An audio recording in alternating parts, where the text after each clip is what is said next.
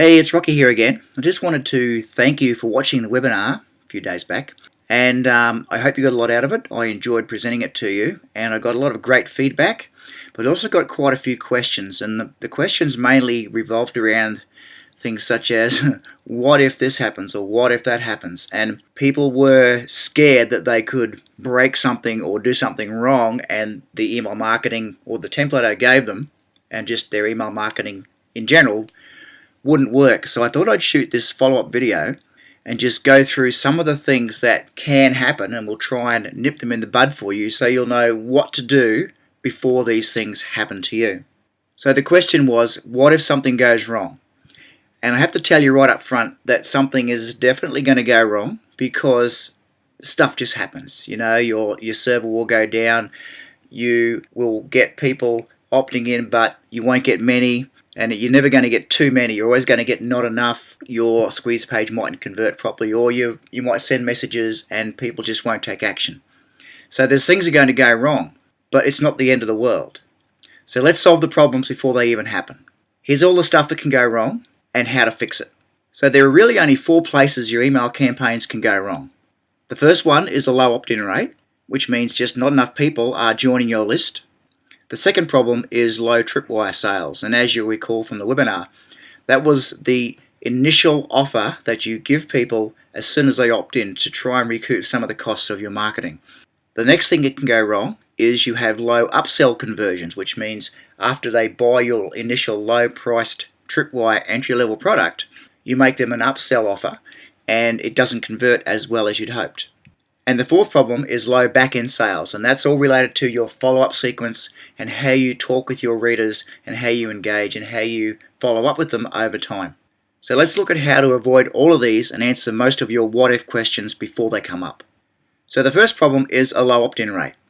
This can be caused by 3 things, and the first one is the offer itself, the thing that you're offering people to get them to join your list. We talked about using Recon to work out exactly what your customers want. And the questions we asked were, as you'll recall, what do they want, why do they want it, and what's stopping them? So you need to address those 3 questions in your products and also in the offer that you give them for free when you're trying to get them on your list. If you don't address what they really want, if you're not offering them something that they really want that's going to help them solve a problem that they're feeling right now or help them reach a goal that they're striving for, it's not going to be very exciting to your readers. They're just not going to want it. So you have to find something that's going to help people start to go from where they are now to where they want to be. Of course, it's not going to get them all the way. Your products are going to do that. But if you can give them something that's going to start them on their way, or give them something that's really going to help them, that's going to get them to opt in. The next problem is not enough traffic. And a lot of people just don't give their pages enough of a chance. You really need to run at least 200 or 300 people past an opt-in page to give you a good idea if it's going to work or not. And preferably 1,000. If you're using ads to drive traffic to your page, the ad might be not well written, it may not be hitting the hot buttons that your prospects are looking for, or the targeting could be bad. So if you've targeted the wrong group of people, or you have a badly written ad, that's not going to drive enough traffic for you either. And the third thing is the opt-in page design itself. You want to have a simple design, something that people look at and they feel comfortable. They look at the page, they feel confident, they feel comfortable, and they know exactly what to do. You don't want to use bright colors or lots of cool graphics in most cases, because that lowers conversion. It's always a good idea to go and study the Google homepage, see how basic, simple that is, and Apple. If you go to Apple's website and you look at how simple and clean their designs are, model that. It's always a good place to start. You'll remember in the webinar we looked at a couple of opt-in pages that work really well. This is the one I use for my real estate client. It's very clear. Selling your home is a question. If people are selling their home, they're going to want to get this free guide that shows them the 5 biggest mistakes most sellers make and how they can avoid them, because people don't want to look like a fool. They want to avoid mistakes wherever possible. Then there was this one from Natalia Kern. This converts really well in most markets, not just this market. You can use this model and go into just about any market and it will convert well for you. The very basic, nice images, it flows nicely. The opt-in request is at the very top and it's also at the very bottom. So people who want to get more information, they can read through the middle, and there's another call to action, another free instant access button at the bottom. And this is a super simple one I did for the survival knife promotion. And all it is a headline, the image of the survival knife that they get for free as long as they pay for shipping. Enter your email address below to claim yours now. See, call to action. Put their email in there, get my free credit card knife. That's the whole form, and this is the stats after a few days. We've had 950 people hit the page, and 617 of them opted in, so that's a 65.6% opt-in rate. Very simple page, very good results. So you don't have to be a design genius to make this work, but you've got to have what you're offering related to what people want. So the next problem can be low tripwire sales, and you'll remember that the tripwire product is the first thing you offer people as soon as they subscribe to your list. It does two things. It sorts the buyers from the people who are not buyers, and it helps you to fund your advertising expenses. The first problem you can have here is the overall offer. It's got to be relevant. Again, if you've given them something to get them to opt in, it should be relevant to that because you've done the work, you've found out what they want, why they want it, and what's stopping them from buying things, so you should incorporate that into your overall offer. You don't want to offer people something that's not relevant to them or not applicable to them because it's not going to sell. So this has got to be a smooth flow from opt-in, tripwire sale, and then back-end sales. The other problem can be the sales pitch itself. If the offer is relevant and it's related to the front-end product and it's related to the things that they want, you might be bogging them down with too much information in your page copy. You don't need to have a lot of sales copy and a lot of persuasion to get people to buy an inexpensive product. Just use the formula we talked about in the webinar. Here's what I've got. Here's what it will do for you. Here's what to do next. You use that, you're fairly safe. You only have to have, for an inexpensive product, you only need 500 words of page copy. Sometimes you'll see huge, long, 10-page sales pages for a $7 product. It's just overkill.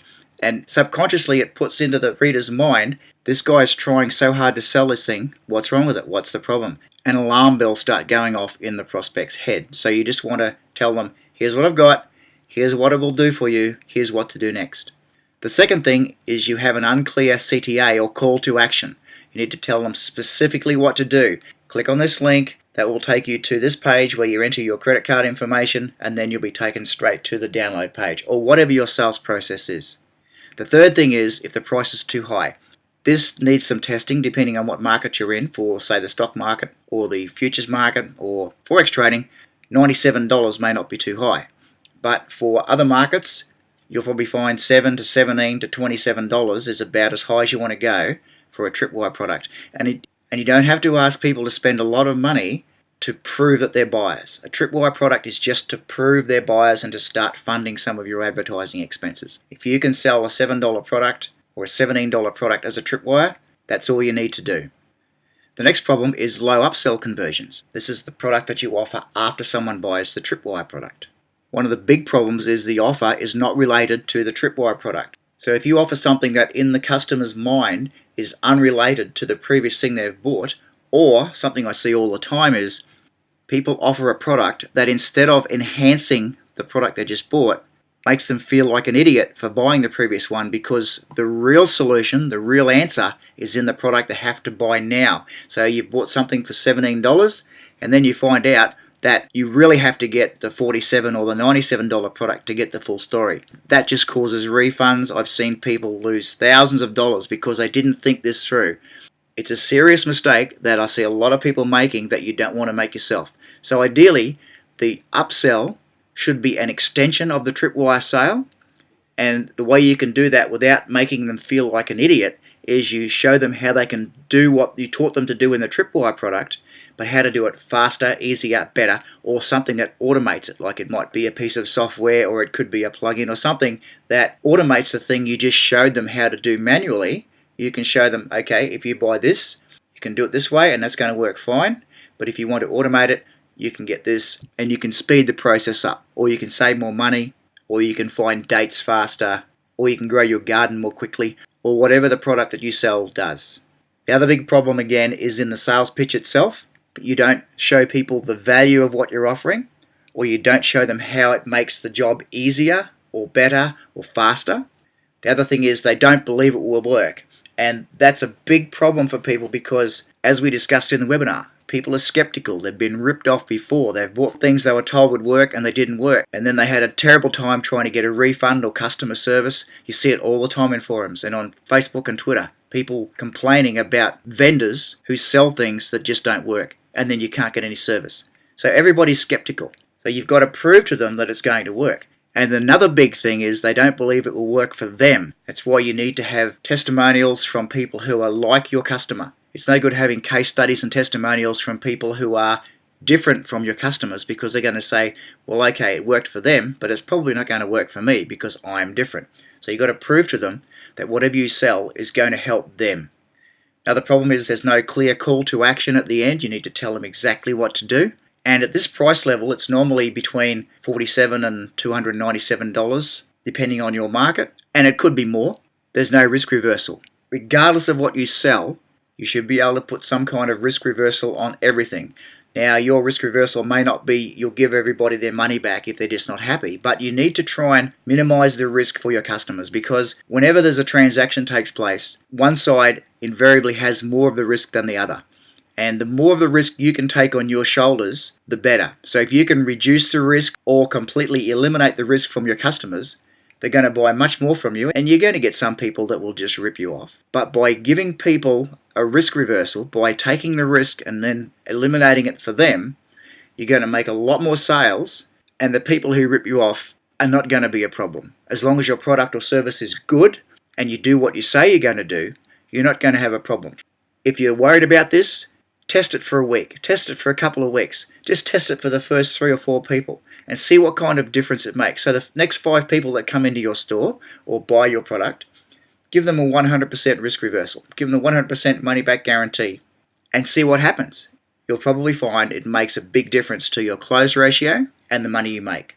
And if it works for 5, try it for another 5 and then gradually work yourself into it. But for goodness sake, test it if you're not doing it already. And the last big problem is low back-end sales. And this is entirely related to the follow-up sequence that you build and have your prospects and customers run through. The first problem with this is in the timing. Remember, we talked about the pre-indoctrination sequence where you need to show people that you're an authority, that you understand their problems and their concerns and their needs, and you explain to them exactly why you're the only person to deal with in your market. If you haven't done that and they don't trust you yet, and then you ask them for money too soon, it's going to backfire. So you've already made some money from some of them on the front end. Those buyers have gone into a separate buyers list and the prospects are still on the prospect list, and you're still trying to sell your prospects some kind of tripwire product. For your customers, they're much more likely to buy from you, but you still don't want to push them too soon. If you start pushing them and trying to sell them in every email message, it's going to backfire on you. That's because you haven't given them enough value before you ask for their money. Imagine there's a Karma Bank. A Karma Bank is like any other bank. If you go into the Commonwealth Bank or Barclays and you try and make a withdrawal that's bigger than the amount you have in your account, you're breaking the law. You're going to get into trouble. The Karma Bank is the same thing. You need to put credits in the Karma Bank before you can make withdrawals. So to put credits in the Karma Bank, you've got to help your prospects, you have to send them out useful information, you have to bond with them, you have to help them, truly help them. And when you start doing that, then you can start making withdrawals from the Karma Bank by making offers to them. As I said, they may not trust you yet because you haven't given them enough reasons to, and that could be because the front-end product didn't deliver. So you've got to make sure that even if your front-end product is very inexpensive, it really delivers. Your customers have to be happy with it. If they have a good ownership experience the first time, they're going to trust you, they're going to be much more likely to buy from you. But you just can't push them too far, too fast. The other reason could be the content of the messages you're sending. You need to remember that your writing should be like one friend writing to another. So look at the emails your friends send to you, and that's the tone. It shouldn't be business-like, dear subscriber and all that kind of thing, and we the undersigned. I see some of these emails come across my desk and they're appallingly written by corporate lawyers or people that are trying to sound important, and they're just unreadable. People are not going to take action if you write to them like that. So when you write your messages, just send emails that look like one friend sent it to another one. Another reason is you're not using the problem solution model that I showed you in the webinar, where one day you send out an email that talks about a problem that you know some of your subscribers are having, and then you tell them that tomorrow I'll give you the solution, and then the next day you give them the solution, which is reasons why they should buy your product or service. If you're not using that model, that's a good reason why your emails aren't resulting in sales. The main one though is you're not using email sequences. If you're sending out ad hoc one email here and one email there and it's not a consistent flow and there's no story in there, that's one of the major reasons email marketing doesn't work for businesses. And of course, if you're not giving them what they want, if you're just sending out irrelevant drivel that people don't want to read, they're not going to buy from you. They're just going to unsubscribe or they're just going to stop listening. And once you've lost a person's attention, and attention is the most valuable commodity in the information age, once you've lost their attention, you're likely not going to get it back. So if you do those 4 things, you write like one friend to another. If you use the problem solution model, and you can use that problem solution, wait a couple of days, problem solution, wait a couple of days, problem solution, over and over again. If they haven't bought by 5 or 6 times of that, offer them a different product or service. Use email sequences like the one I showed you that we use for the accounting practice, and give them what they want. If you don't know what they want, survey them and ask them. Pick up the phone and talk to some of your customers. Email them and ask them, how can I serve you? How can I help you? What else would you like us to stock? Just ask your customers and they'll tell you. They're the marketing experts. They know what they want. If you can provide what they want, they'll buy it from you. So you're sitting there watching this webinar and you're in front of your computer or you're on your iPad or your smartphone with me right now. And you know that using this kind of email marketing to follow up with your customers is a very good idea. But I have a question for you. Will you do it? And unfortunately, for most business owners, the answer is going to be no. They might try to run a few campaigns, it doesn't work as well as they thought it would, so then things get in the way, life moves on, and you just never get around to it. So that's why I'd like to make it easy for you. So you've just seen how powerful a properly constructed email sequence can be. So would you like me to show you how you can get the most money out of your existing customer database? I'm happy to help you design a custom marketing plan for making additional sales to your existing customers, help you identify the best customers to target first, and then help you get the maximum number of sales possible out of your existing customer database. This way you'll be able to generate some extra profits quickly and get the highest ROI you can without wasting any time and money trying to test things, trying to come up with campaigns that work. There's no cost to this and there's no obligation of any kind. I offer this free service because I'm a back-end marketing specialist and I work with successful businesses that are looking for ways to grow even further. And there's a good possibility that if you find value in the advice I give you, you might want me to help you implement the plan we come up with together. With that said, please understand that I'm not offering a sales pitch in disguise. I promise I'm not going to pressure you or pester you in any way at all. In fact, after we talk on the phone or we meet in person, if you feel I've wasted even 1 second of your time, let me know and I'll either give you a crisp $50 note on the spot or send you $50 by PayPal to compensate you for your time. The thing is, I can't help everybody. I can really only be of benefit to people who have successful businesses that have current sales of at least $1 million a year and that don't have any capacity constraints that could hamper their growth. Here's what to do next. If you want to schedule a planning session with me, just click the link below this video. When you click, you'll see a form asking a few questions about your business and what you're looking to accomplish. Once I have that information, I'll do some market research for you and we'll set up a time to go over it together. I just want to thank you for staying with me throughout this presentation, and you'll see the link above there. That's the link to download the email sequence I shared earlier in the video. If you just go to emailalchemy.net/sequence, you'll be able to download the PDF file that has all of those messages in it and the landing page template that you can use and just apply that in your business. If we don't work together, I would still want to give you that as my gift, and I'd love to hear what you think. I'd love to hear your results. And again, if you like what you've just seen here and you'd like me to go through with you and help you create a custom marketing plan for your business without any obligation, just click on the link below this video, fill out the form and send it off to me and I'll get back to you within 48 hours. Once again, thank you for watching this video right the way through. Don't forget you can download your email sequence there at emailalchemy.net/sequence. And I hope to hear from you in the near future, and if we don't work together